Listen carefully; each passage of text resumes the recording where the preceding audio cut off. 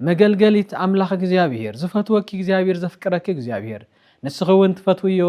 ናይ እግዚኣብሔር ጓል መንግስተ ሰማያት ቀሪባ እያሙ ንስሓ እተው ኢሉ ቅዱስ ዮሃንስ ተዛረበ ጎይታውን ዘቃል እዚኣ ዘደገመ ማለት ኣበይቱ ረብሓ ኣበይቱ በረከት ኣበይቱ ምጻም ኣበይቱ ምጽላይ ሞይቱ ዝተባሃለ ዝነበረ ሰብስ ቅንዕ የብል ጎይታ የጾይሙና ጸሊና ኣብ መሬት ወሪድና ወጮ ተኸዲድና እንገርጌርና ስለምንታይ ኢኻ ዘይተቐበልካልና ኮይሎም ተዛሪቦም ወይም ብሓቂ ኣነ ዝፈትዎ ጾም ንሱ ዶ ትብልዎ ኢልዎ ንስራሕኻ ጎይታ ክባርኻ ሃቦ ኣብ ቤትካ እትዎ ኣብ ህይወትካ እትዎ ኩሉ ከም ኣክሊል ግበሮ መልክዕኺ ከጸብቐኪ እዩ መልክዒ ከጸብቐኒ እዩ ኢልክስ ትቕብእ እዮ መልክዒ ከጸብቐኒ እዩ ኢልካ እኳስ ትቕብኦ ናይ ጎይታ ሓይለ ደኣ ክንደየናይ ካብኡ ዘይልዕል ተባኣይኪ ክትድርብ ኢልካስ ዝወደይ ኪዳን ሓንቲያ መሬቱ ወቂሉ ትምህርቲ እኳ ንኡ ንሃለየስ ግን ክትሓልፍ ክትሪኦ ከለኻ ደስ ብለካ በዓልና ሓደ ግዜ እንታይ ንብልስ ሕማቕ ምዃኑ እንዳፈለጥና ንሃልና ንኣትሞ እንታይ ኮንካ ደኣ ከምዚ ጌርካ ሰይጣን ናስሒትኒ እግዚአብሔር ዕድመ ይሃቦ ኢልና ደው ክንብል ደው ኢልናስ ኣቀዲሙ መጽዩስ መልእኽቲ ሒዙ መጽዩ እግዚአብሔር ካብቲ ዝሃብክዎ ንላዕሊ ወሲኹለ እሞ እግዚአብሔር ኣመስግኑለይ ዝብል ቃል ሒዙ መጽዩ ህይወት ደሊ በዘንየካ በዘለካ እዩ ዝብል እግዚአብሔር ፍትወይ ቀረብ በስመ አብ ወወልድ ወመንፈስ ቅዱስ አሐዱ አምላክ አሜን። ኣብ ውሽጢ ዓድን ኣብ ደገን ዘለኹም ደቂ እግዚአብሔር ኩልኹም ሰላም እግዚአብሔር ምስ ኩልኹም ይኹን። ከመይ ቀኒኹም ከመይ ኣለኹም ደሓን ዲኹም ጸጋ እግዚአብሔር ምሳኹም ይኹን። እግዚአብሔር ንኹለና ብምሕረቱን ብፍቅሩን ይባርኸና። እግዚአብሔር ዘጀመሮ ህይወት ኩሉ ጽቡቕ እዩ ምዑዝ እዩ። እግዚአብሔር ዝባርኾ መንገዲ ኩሉ ምዑዝን ቅዱስን እዩ። ብእግዚአብሔር ተመርኪዝካ እተጀምሮ ጾም እውን ዝተባረኸን ዝጠቅምን እዩ። ስለዚ ፍትዋት ናይ እግዚአብሔር ደቂ ናይ እግዚአብሔር መገልገልቲ ኣመንቲ ክርስቶስ ኩለኹም ሰላም እግዚአብሔር ምስ ኩላና ይኹን። ናይ እግዚአብሔር ቃል ምሳና እንተልዩ ዓይንና ብተወክል ክርኢ ይኽእል እዩ። ናይ እግዚአብሔር ሓይሊ ምሳና እንተልዩ እዝንና ብተወክል ክሰምዕ ይኽእል እዩ። ናይ እግዚአብሔር ሓይሊ ምሳና እንተልዩ ኮይኑ አንደበትና ብተወክል ክዛረብ ይኽእል እዩ። እግዚአብሔር ዘይብሉ ግዜ ኣሎ ማለት ኣይኮነን፣ ግን ትንዛረቡ ሁሉ እግዚአብሔር ይሕግዘና እሞ ኣብ ምውዓሉ ይውዕል። ሰውነትና እውን ይቅደስ ይባረኽ፣ ብቃሉ ይነብር፣ ብመንገዲ እግዚአብሔር ይኸብር። ስለዚ እዚ እግዚአብሔር ኣብ ማእኸልና እንተልዩ ኮይኑ ኣቦና ኣብ ማእኸልና እንተልዩ ኮይኑ ኩሉ ዝደለናዮ ክንሰርሕ ንኽእል ኢና፣ ክንፍጽም እውን ንኽእል ኢና። እግዚአብሔር ምስኣቶም ዝኾነ ኩለን ቅዱሳን ኣቦታትና ኣብ ደመና እንተደይቦም እውን ወሪዶም ስራሕ ሰሪሖም እዮም። ናብ ካልእ ዓዲ ኸይዶም እውን ቃሉ ኣተሓላሊፎም እዮም። ቃሉ ሒዞም ናብ ዝባን ባሕሪ ዝደየው ሰባት ኩሎም በቲ ዝባን ባሕሪ እውን ከይዶም እዮም። ማዕበል እውን ኣርጊኡሎም እዩ። ኣውሎ ንፋስ እውን ሰጊጉሎም እዩ። በቲ ዝባን ባሕሪ ክኸዱ እሞ ስርሖም ክሰርሑ ገይሩ እዩ። ዓሳ ከውፅእ ከሎ እውን ታሪክ ዝሰርሕን ኣብ ውሽጡ ንግብሪ ንኻልእ ናይ ስራሓቲ ዝውዕል እውን ኮይኑ ዝርከብ ኮይኑ እዩ። እግዚአብሔር ኣብ ዘለዎ እቲ ደመና እውን ጠል ኣለዎ እዩ። እግዚአብሔር ኣብ ዘለዎ እቲ መሬት እውን እኽሊ የፍሪ እዩ። እግዚአብሔር ኣብ ዘለዎ እቲ ሕብረተሰብ እውን ይጸንዕን ይብርትዕን እዩ። ምክንያቱ ሓይሉ እግዚአብሔር እዩ። ሓይልናን ጥበብናን መጎስናን ክብርናን ኣክሊልናን ንሱ እግዚአብሔር እዩ። እግዚአብሔር ዝሓዘ ኩሉ ዕውት እዩ። ንእግዚአብሔር ዝሰምዕ ዓይኑ ይበርህ እዩ። ንእግዚአብሔር ዝሰምዕ እዝኑ ይኽፈት እዩ። ንእግዚአብሔር ዝሰምዕ ሰውነቱ ይቕደስ እዩ። ወላ ወዲቑ እኳ እንተ ነይሩስ የተስኦ ናብ እግዚአብሔር ጽግዕ ዝበለ ንባዓቱ ይርኢ እዩ። ቅዱስ ጴጥሮስስ ኣይፈልጠካን ኢሉ 3 ክሒዱሎ ኣብዚ ዝነበረ ግዜ እግዚአብሔር ገጹ ቆላሕ ምስ በሎ ኢየሱስ ክርስቶስ ቆላሕ ምስ በሎ በዲለየ ጎይታዬ ንኣኻ ተኣክል ጎይታ ኣይፈልጠካን ኢለየ በዲለ ኢሉ ምስ ነብዐ ነብዓትካ ይተሓበስ ሓጁኻ ዝወደይ ጽናዕ እንካ መፍትሕ እንካ ናይ መንግስተ ሰማያት መርሒ ኢሉ እዩ ዝሃቦ። ስለዚ እግዚአብሔር ምስኡ ዝኾነ ህይወቱ ምዑዝ እዩ። እግዚአብሔር ምስኡ ዝኾነ መንገዱ ብሩህ እዩ። ናብ ኢማሁስ ዝኸዱ ዝነበሩ ደቀ መዛሙርቱ ጎይታ ብናይ ምድሪ መጠራጠሪ ሓሳብን መንገዲ መኸድ እንዳውግዑ ክኸዱ ከለው ኣብ መንጎኦም ተረኺቡ እግዚአብሔር ዓይኖም ኣብሪሁሎም እዩ። እግዚአብሔር ምስኦም እንተኮይኑ ቆሪሱ እንተይብካ ኮይኑ ባሪኹ እንተይብካ ኮይኑ መንገድኻ እንተባሪሁልካ ኮይኑ መንገድኺ እንተቀዲሱልክ ኮይኑ ወላ ሓደ ጥራሕ ክትምለሰሉ ነገር የለን። ናብ ባሕሪ ዝኣተወን ወፂእ እዩ። ናብ ማዕበል ዝኸደውን ማዕበል ረጊኡሉ እዩ። ድምፁ ምስማዕ ዘይከኣለ ዝነበረ እውን ሰሚዑ እዩ። ዓይኑ ምርኣይ ዘይክእል ዝነበረ እውን ርኢ እዩ። ስለዚ ደቂ እግዚአብሔር ምሳና ኮይኑ ቃሉ ከምግበና ልቦናና ከጽንዓልና ዓይነ ልቦናና ከብርሃልና ቅዱስ ፍቃዱ ይኹነልና። ሕዚ እንዛረቦ ሕዚ ንምሃሮ ቃል ኣምላኽና እግዚኣብሔር ብመልኣኩ ኣቢሉ ናብ ጀዴዎን ዝለኣኾ ቃል ንኹለና ልቢ መጽንዕን መበርትዕን ክንገብሮ ኢና። ኣብ መጽሓፍ መሳፍንቲ ምዕራፍ 6 ቁጽሪ 12 ዘሎ ቃል እቲ ቃል ከምዚ ይብል፣ ሓዱሽ ቃል ናብ ጀዴዎን እዩ ተባሂሉ ዘይፈልጥ ኣብቲ ግዜ ንሱ ናብ ጀዴዎን መጽዩ። እቲ ቃል ንሱ ኣይነበረን። እቲ ቃል ንሱ ንእስራኤላውያን መድሓኒት ዝመጽእ ቃል እዩ። እቲ ቃል ንሱ እንተመጽኡ ኮይኑ ናብ ማንም ሰብ ድሕነት ይረክብ ማለት እዩ። እቲ ቃል ንሱ ናብ ኤልሳቤጥ ምስ መጸ ኤልሳቤጥ ጽንሲ ረኺባ ቆልዓ ረኺባ እያ። እቲ ቃል ንሱ ናብ ዮሃን ናብ ዘካርያስ ምስ መጸ ዘካርያስ ክወልድ ክኢሉ እዩ። እቲ ቃል ንሱ ናብ ሃና ምስ መጸ ሃና ክትጸንስ ክኢላ እያ። እቲ ቃል ንሱ ናብ ኤልሳቤጥ ምስ መጸ ቅዱስ መንፈስ ኣብ ኤልሳቤጥ ሓዲሩ ንቅድስቲ ድንግል ማርያም እውን መጽንዒ ቃል ተዛሪቡ እዩ ሂቡ እዩ። ስለዚ ናይ ጎይታና ቃል ናብ ጌዴዎን ናብቶም ተጨኒቆም ዝነበሩ እስራኤላውያን ሰብ ክገብሮ ብዘይክእል መንገዲ ይመጽእ ጎይታ። ሰብ ክገብሮ ብዘይክእል መንገዲ ክግበር ኣይክእልን ብትብሎ ነገር መሲሉስ ግን ሓያል ስራሕ ሓያል ማዕበል ክደፍነካ መሲሉ ዝረኣየካ ዝነበረስ ጎይታ እንታ ማዕበል ንየብል እንተልይዎ ኮይኑስ ንየው ከምዘይ ነበረ ጻት ይብል። መርከብ እናተናወፀት ዝነበረትስ ኣንቲ መርከብ ሰርጊኢ ክብላ ከሎ ጎይታስ እታ መርከብ እውን ትረግእ ይሃድእ እቲ ማዕበል ይኸይድ። ስለዚ ጎይታ ብሚድያማውያን ተሳቂዮም ዝነበሩ እስራኤላውያን ከምቲ ብግብፃውያን ተሳቂዮምዎ ዝነበሩ ብሚድያማውያን ተሳቂዮም ከብቶም እንዳተወስዱ ዝረኣቶም እንዳፈለሰ ዝረኸብዎ ኩሉ እንዳጠፍአ ዝነበሩ ሚድያማውያን ድምፂ እግዚኣብሔር ብመልኣኩ ኣቢሉ ናብ ጌዴዎን መጽዩ። ኣንታ ጽኑዕ ወዲ እግዚኣብሔር ኣንታ ጽኑዕ ሓያል ሰብ እግዚኣብሔር ምሳኻ እዩ። ካብዙይ ዝለዓሊ ቃልስ ከመይ ኣሎ? እግዚአብሔር ምሳኻ እዩ ክትበሃል ከለኻ እግዚአብሔር ምሳኻ እዩ ክትበሃል ከለኺ እግዚአብሔር ክባርኸኪ እዩ ክትበሃል ከለኺ እግዚአብሔር ፈትወኪ እዩ ክትበሃል ከለኺ እግዚአብሔር ኣብ ቀረባኻ እዩ ክትበሃል ከለኻ እግዚአብሔር ክመልኣልካ እዩ ክትበሃል ከለኻ እግዚአብሔር ክመልኣልኩም እዩ ክንበሃል ከለና ፈትወይ እግዚአብሔር መንእሰይነትካ ፈትወይ እዩ እግዚአብሔር ህይወትካ ይቅድሶ እዩ። ናይ እግዚአብሔር ጓል መገልገሊት ኣምላኽ እግዚአብሔር ዝፈትወኪ እግዚአብሔር ዘፍቅረኪ እግዚአብሔር ንስኸውን ትፈትውዮ ናይ እግዚአብሔር ጓል እግዚአብሔር ይፈትወኪ እዩ። ህይወትክውን ክምዕዝን ክጽብቕን ዝገብር እኮ ንሱ እዩ። ጎይታ ድነን ኢሉ ሓሚሙ ናብኡ ምጽእ ዝበለኩ ኣጆኺ ዛጓለይ ተስኢ ማርያም መግደላዊት ንብዓትኪ ይኣኽሎ ዛጓለይ ቅንዕ በሊ ኣይተፍርሒ ኣይተደንግጺ ድሕንኪ ኢኺ ባሪኸኪ እየ ቀዲሰኪ እየ ሓጢኣትኪ ድማ ደምሲሰልኪ እየ ዛጓለይ ካብ ሕዚ ንድሓር ዘሎ መንገዲ ክባርኽ እዩ ካብ ሕዚ ንድሓር ዘሎ ናይ ንስሓ ህይወትኪ ክባርኽን ክቅደስን ግበሪ ከምቲ ቅዱስ ዮሃንስ ዘምሃሮ ንንስሓ ዝበቅዕ ፍረ ኣፍሪኺ ኢኽሞ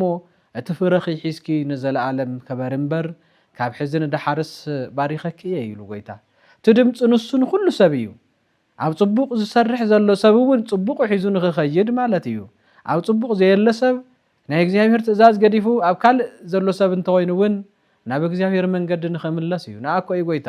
መንግስተ ሰማያት ቀሪባ እያሙ ንስሓ እተው ኢሉ ቅዱስ ዮሃንስ ተዛረበ። ጎይታ እውን ዘቃል እዚኣ ዝደገመ ማለት እዩ። ስለዚ ብሚድያማውያን ይሳቀዩ ዝነበሩ እስራኤላውያን ክድሕኖም ስለ ዝደለየ ንጌዴዎን ኣንታ ጽኑዕ ሓያል ሰብ እግዚአብሔር ምሳኻ እዩ ይብል። እግዚአብሔር ምሳና እንተኮይኑ ጾምና ብርቱዕ ይኸውን። እግዚአብሔር ምሳና እንተኮይኑ ጾምና ጸሎትና ይዓርግ። እግዚአብሔር ምሳና እንተኮይኑ መስዋዕትና ናብ ቅድሚኡ ይመጽእ እሞ ይቃጸለልና ይዓርግ ይጽቡቕ ይኸውን ናብ እግዚአብሔር ይመጽእ ምሕረት ሒዙ ይወርድ ይባርኽ ንነብስን ንስጋን ይቅድስ ምውላድ ንዘይከኣለት ውልድ ክትረክብ ይገብር። ሕማም ዘለዎ ሰብ ጥዕና ክረክብ ይገብር። ዝተጨነቐ ሰብ ካብ ጭንቀቱ ክወፅእ ይገብር። ወዲ እግዚአብሔር ክንደይ መዓልቲ ተዛሪብካዮ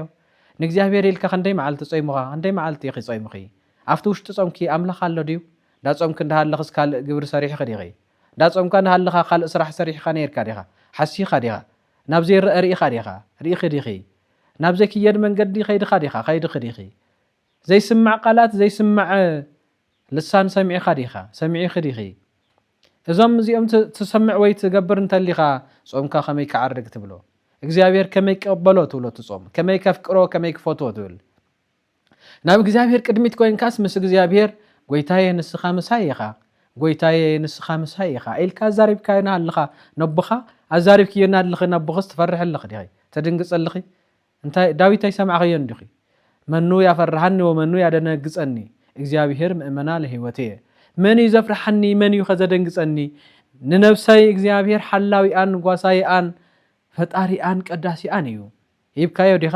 በሐቂ ይብካዮ በሐቂ ይብኪዮ ንምንታይ ዳ ተድንግጽ ንምንታይ ዳ ተድንግጽ ነሪኤካ ኣለና ንምንታይ ዳ ተጭነቕ ነሪኤካ ኣለና እግዚአብሔር ዘለዎ ሰብ ደጭነቕ እዩ ዳንኤል እንደራእዮ ናብ አንበሳ ጉድጓድ ከእትዎ ከለው እኮ ጭንቂ ነበሮ ናይ ፈርሐን አናኒ አዛርያስኪ መጽሐፎም አንብቦ ናብ ሓዊ ከእትወኩም እየ ይኽብለን ከሎ ናይቱ ከባቢ ገናና ዝነበረ ወይ ግኑን ዝነበረ ንጉስ ዲዮቅልጥያኖስ ሰይፍ ሒዙ ከጥፋአኩም እየ ይኽብለን ከሎስ ሃሎ እግዚአብሔር ዘፈጠረ ቻነ ወቻከ ያድህነነ እዴከ ንዓናን ንዓኻን ዝፈጠረ እግዚአብሔር ኣሎ ንሱ ካብ ኢድካ ከድሕነና እዩ ናትካ ፈኮራው ቅድም እግዚአብሔር ምንም አይኮነን ናትካ ኃይሊ ቅድም እግዚአብሔር ምንም አይኮነን እግዚአብሔር ካ ሁሉ ልዑል ኃያል እዩ ኣብ ቅድሚኡ ንጾም ኣለና ኢና ኣብ ቅድሚኡ ንጽልልና ኢና ግን ጾምና ሐቀኛ ጾም እዩ ግን ጸሎትና ሐቀኛ ጸሎት እዩ ግን መቅደስና ሐቀኛ ቅዳሴ እዩ መስዋዕትና ሐቀኛ መስዋዕት እዩ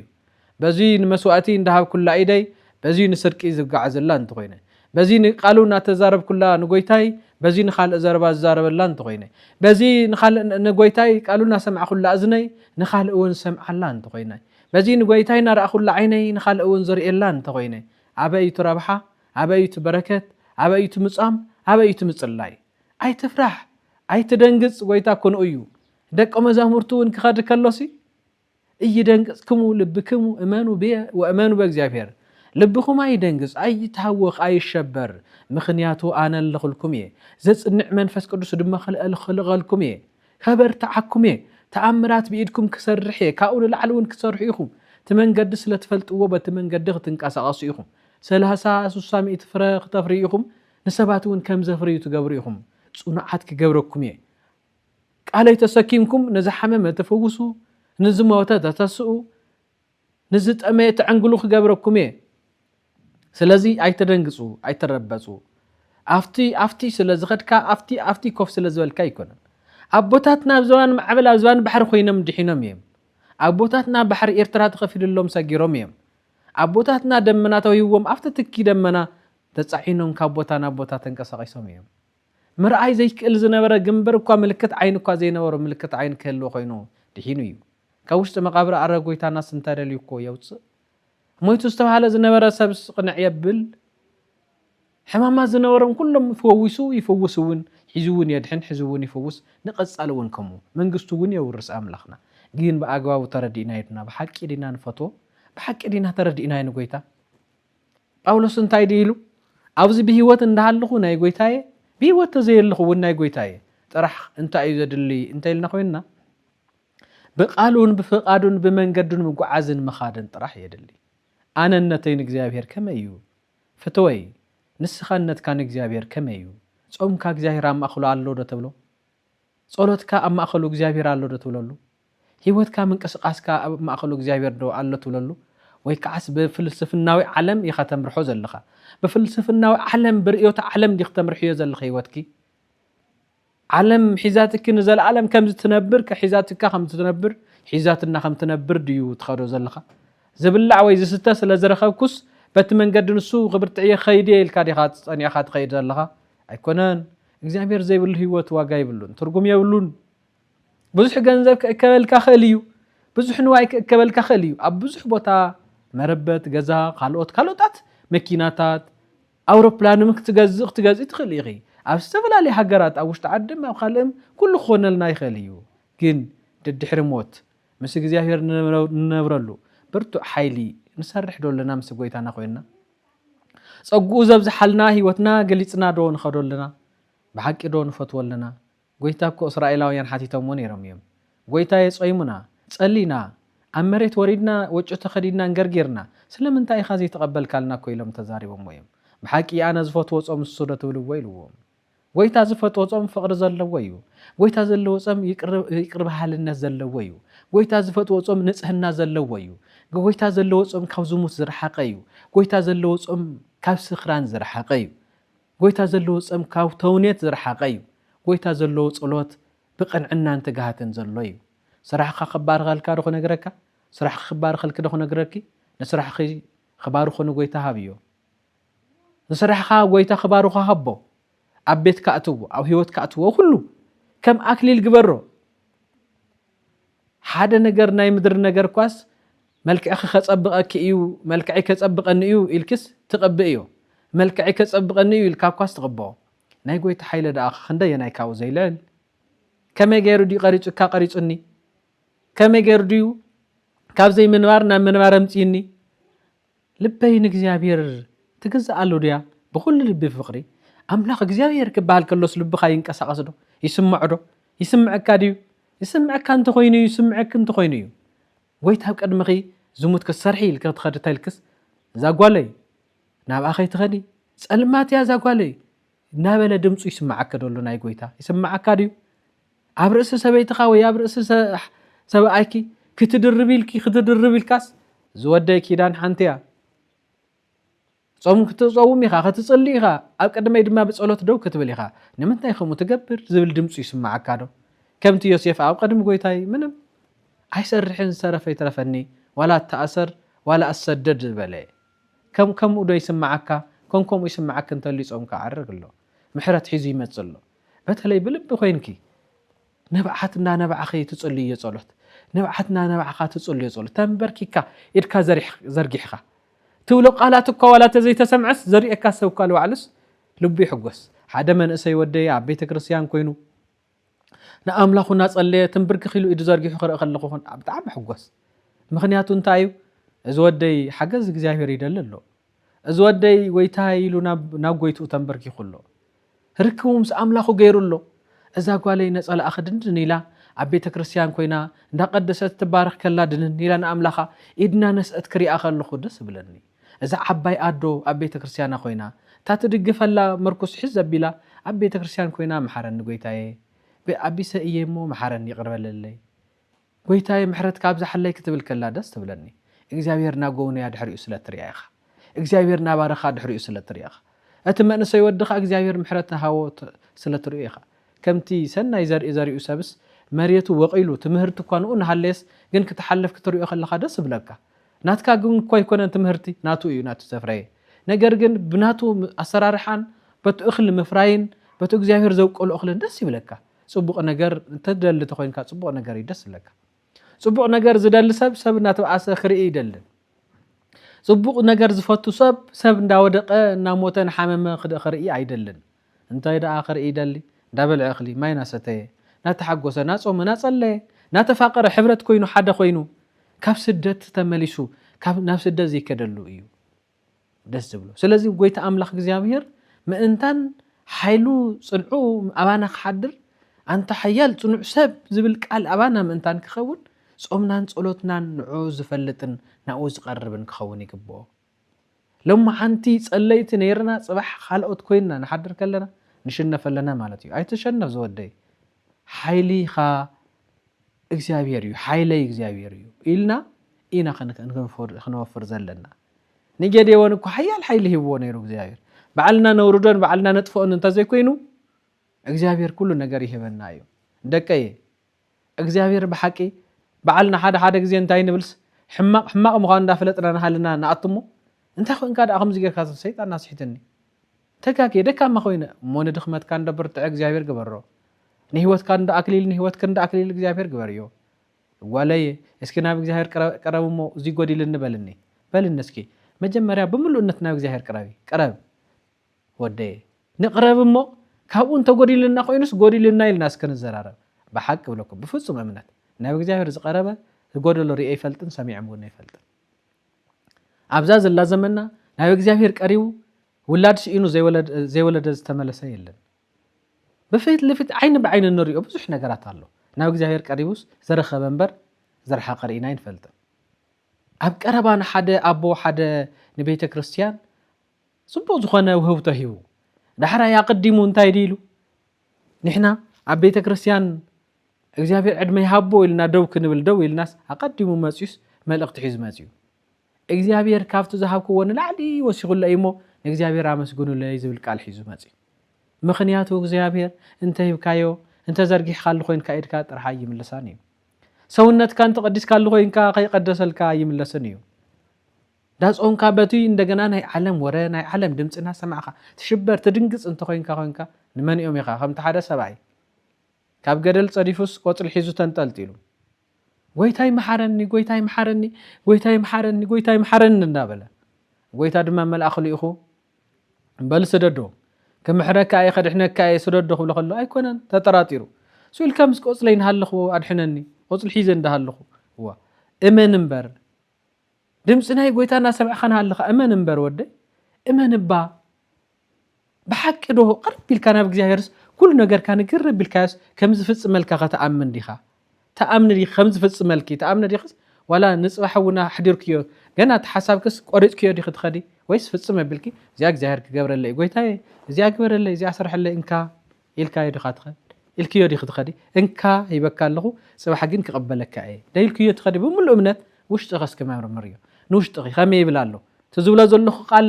ኣሎ ድየባኺ ኣሎ ዶባኻ ትገብሮ ዶ ትፍፅሞ ዶ ንሱ እምበር ዝጎድለና ዘሎ ንመፅሙ ኣካልና ደው ይብል ኣብቲ ቤተ ክርስቲያን ኣካልና ኣብቲ ቤት ጸሎት ደው ይብል ነገር ግን ሓሳብና ግን ካለ እዩ ሙሉእ ብምሉእ ፍፅሞ ከም ዝኽእል እግዚኣብሔርስ ሙሉእ ብምሉእ እመን ኣይነብሎን ትፀገምና ንሱ እዩ ዝኸውን ገና ንዘይመፀ ነገርስ ክኾን ይኽእል እዩ ኢልካ ትፈርሕ ትድንግፅ ገና እኮ ኣይኮነን እኮ ኣኻ ዝዓለመ ነገር እኮ የለን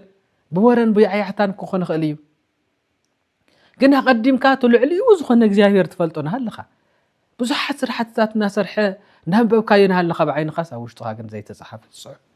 ትፅሑፍ ሰው ውሽጥኻ ዘይተፃሓፈ ዘየለ ውሽጥኻ ክርስቶስ ኣብ ውሽጥኻ ንሃለየ ኢየሱስ ክርስቶስ ኣብ ውሽጥኻ ንሃለየ ኣብ ደገ ትእልሽ እዩ ኣብ ውሽጥኻ ኮንዮ ንሱ እንዶ ተቐቢልኪ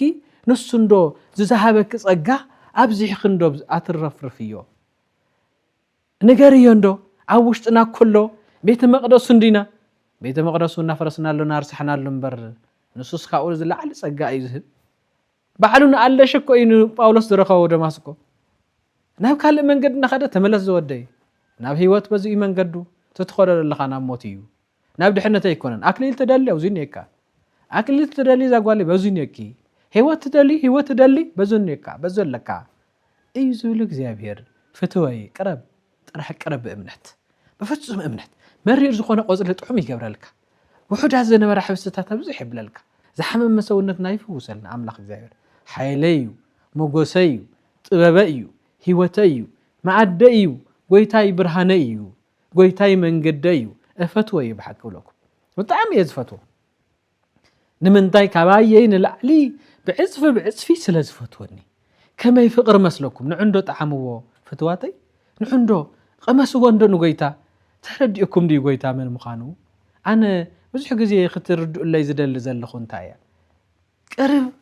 ቅርብ እንደኢልካ ኮይንካ ናብ ጎይታስ ከም ሰብ ኢኻ ተውግዖ ከም ዝዓርክኻ ከም ዝሓፍትኻ ከም በዓል ቤትኻ ከም በዓልቲ ቤትኻ ከም በዓል ቤትኻ ተውግዖ እዩ ኣብ መንገዲ እውን ሳብ ቅድምኻ ከም ዘሎ ኣብ ጎንኻ ከም ዘሎ ናኾነ እዩ ዝኸድ ናብ ዝሕልግ እዩ ዝኸድ ዝኾነ ነገር ክትሰርሕ ዝበግ የልብል ኣብ ዓይንኻ ይሰኣል እዩ ኣብ ልቡናኻ ይሰኣል ጎይታ ቅርብ ተልካ እዩ ናብ ዓለምና ርሓቅካ ትኸድካ ከዓ ዞምና ዓለም ዘለው ተውኔታት ምስካር ምብላዕ ምስታይ ምጭፋር እዚኣቶም ምዝላል ዝሙት ካልኦት ርኩሰታትን ኩሎም እናሰሓበካ እዩ ዝኸድ ከም ማግኔት ብረት ተቕሪብኩም ዝኾንኩም ወዲያው ይስሕቦ ሓጢያት ድማ ዓለም ናብ ኣጽግዕ እንተልካ ድማ ናስሓበት ሓደ ስሪሓ ስቀይ ተብለካ ዳወስኸትካ እያ ትኸድ ተስፋ ናቁረፀትካ እያ ደጊማ ንስኻ ወዲእካ እንዶ ወዲክ እንዶ ቀደም ዝነበረ ማንነትክ እንዳለትና ቀደምና ናርኣየት ንድሕሪት ክትምለሲ ትናይ ቀደም ናዘከርኪ ትና ቀደም ናዘከርካ ንድሕሪት ክትምለስ ክትደክም ስነ ልቦናኻ ክወድቕ ካብ ኩሉ ሰብ ንታሕቲ ከም ዝኾንካ ጌራ ተርእየካ ዓለም ዳሕራይ ኣነ ደጊም ዶ ድሒነ ክድሕን ጾም ጅምር ተብልሞ ብልዕ ቢልካስ ደጊም ስዒሮ እዮ እንደልካ ትቐፅል ብንስሓት ሓፂብካ ንድሕሪት ምምላስ ንቅድሚት ናፍቲ ነበርካዮ ምምላስ ኣይተደልን ስኢልካ ከምዚ ገይረ እዮ ከምዚ ደኺመ እየ እንዳበልካ ትኸይድ ዘበርቲ ኣምላኽ ኣሎ እዩ ዘፅንዕ ኣምላኽ ኣሎ እዩ ቅረብ ኣብዝሃለኻ ኣሎ ወደይ ኣብዝሃለኻ ሃሊ ጓለይ ኣምላኽ ምሳኺ ይኹን በቃ ኣብዝኣተ ክእተው እዩ ኣናንያ ኣዛርያ ሚሳኤል ኣፍቲ ምግብን ጮማን ክበልዑ ተወሲዶምሉ ተፈልዮምሉ ዝነበሩስ ምስ ኣምላኽ ነይሮም ጥረና በልዑ እግዚአብሔር ድማ ምስኣቶም ነይሩ ኣብዝሃለኻ ኣሎ እግዚአብሔር ኣሎ ምሳኻ እግዚአብሔር ኣሎ ምሳይ ኣብ መንገደይ ክኸይድ እንተኮይነ ጎይታዬ ቀቀድመ ይኩን ጎይታዬ ምራሕን መንገደይ ጎይታዬ ክብረይን ኣክሊለይን ንስኻኹን በዘይ ንዓኻ ምንም ክሰርሐ ዝደሊ ነገር የብለይን ምኽንያቱ በዘይ ንዓኻ ህይወተይ ኣይምዕዝን ኣነ ተረድየ ኣለኹ እዚ በዘይካ ጎይታይ ምንም ህይወት ከም ዘይብለይ ምንም ዓለም ደልየት ነገር ተብዝሐት ሃበት ተኸመርት ገንዘባ ዋላ ሃፍታ ኩሉ እግዚአብሔር ዘይብሉ ግን አይደልዩን አይፈትዎን እውን ምኽንያቱ ኩሎም ሓዲገዮም ክኸድያ ሓዲጎም እውን ክኸዱ እዮም ክጠፉ ይኽእሉ እዮም ስጋይ ድማ ይመውት ይብስብስ ድሕሪኡ ናብ ጎይታዩ ዝሕቆፈሉ ግዜ ናበየናይ ብርሃን ክኸይድ ትብርሃን ሒዚ ተዘይሒዘዮ ትጽኑዕ ሓያል ዝብለኒ ጎይታይ እግዚአብሔር ተዘይ ተረኪበዮ ሕዚ ኣበይ ክር ዳሕራይ ዳኣ ናበይ ተጣዓይሰም ተጸጺተም ዳሕራይ ኣይምልሶኒ ሕዚ ክገብር ሕዚ ክሰርሕ ዘለኒ ዓርክኻ መን እዩ ዓርክኺ መን እዩ መኻይድኺ መን እዩ መኻይድኻ መን እዩ እንታይ ድምፂ ዘስማዓካ ናበይ ክትኸይድ እዩ ዝጥቁመካ ዝሕብረኪ ብግዚያዊት ስምዒት ብግዚያዊት ጣዕሚ ክትብሉ ክበሃል ናብ ዘይደለ ናብ ዘይእቱ ክእቶ የብሉን ንሳ ብዙሕ መዘዝን ብዙሕ ውድቀትን ሒዛ እያ ትመጽእ እዛ ናይ ደቂቓ እዛ ናይ ሰከንድ ንሳ ብዙሕ ሞት እያ ተምጽእ ናይ ደቂቓ ምዕጋዝከ ንሽተን መንገዲ ምስጋርከ ታርዋ ዘለሊካ ምሕላፍከ ተሓውም ዘወር ኢልካ ምኻድከ እግዚአብሔር ብዙሕ ዓወት ክህበካ ትገብር ከይተዓገስካኮ ህይወት የለን ከይጠመኻዶ ጾም ሽናፍ ኣሎ ከይደኸምካዶ ስግደት ኣሎ ከይወፀኻ ከይወረድካዶ ፍረ ኣሎ የለን እኮ ድሕሪ እዚኣቶም ዝሰርሐ ሰብ የፍሪ ዝተጓዓዘ ሰብ ኣብ ዝደለዮ ይበጽሕ ዝጾመ ሰብ ጾሙ ይፍጽም ዝጸለየ ሰብ ውጽኢቱ ይረክብ ዝተጓዓዘ ድማ ኩሉ ዋግኡ ይረክብ እሞ ደቂ እግዚአብሔር ጽኑዓት ክብለና ከምቲ ናይ ሚድያማውያን ዝበለ ዓይነት ኣብ መንገድኻ ተጋሪዱ ይረኣየካ እንተልዩ ተጸሊም መጋረጃ ዘርሕቕ እግዚአብሔር ስለ ዝኾነ ናብ እግዚአብሔር ንቕረብ ቅረቡ እሞ ከብርሃልኩም እዩ ከም ተባሃለ ቅርብ ንበል ንዓለሚና ንኣምን ዘለና መሲሉ ዝረኣየን ዘሎ ከምዚ ኮይኑ ክበሃል ከሎስ ሸው ኢልካ ትድንግጽ ብሓደ ግዜስ እግዚአብሔር ተኣምን ዝነበርካ ኣብ ቤተ ክርስቲያን ትእከብ ኣብ ቤተ ክርስቲያን ትመሃርን ትሰምዕን ዝነበርካ ማይ ትመስለን ህልም ኢልካ ብዙ ናይ ዓለም ወረ ደንግጽካ ርሒቅካ ክትርኢ ከላ ዋ ንመን ድዩ ኣብ ኮሮና ግዜስ ሰብ ብዙሕ ሰብ ኣብ ቤተ ክርስቲያን ከቢዋ ተዚኣቲና ኢሉ ናበኸየ ነይሩ ድሕሪ ኮሮና ምሕላፍከ ናብ ቤተ ክርስቲያን ከምታ ተኣኪዋ ዝነበረ ደኣትዩ ንሱ ንኣኻቱም ንመርምሮን ውሽጥና ንልብና እታ ከምዚ ዘለዓለማዊት ክብሪ ተውህቡ ህይወትሲ ንሓዛ ታክሊል እየ ዝብል እሞ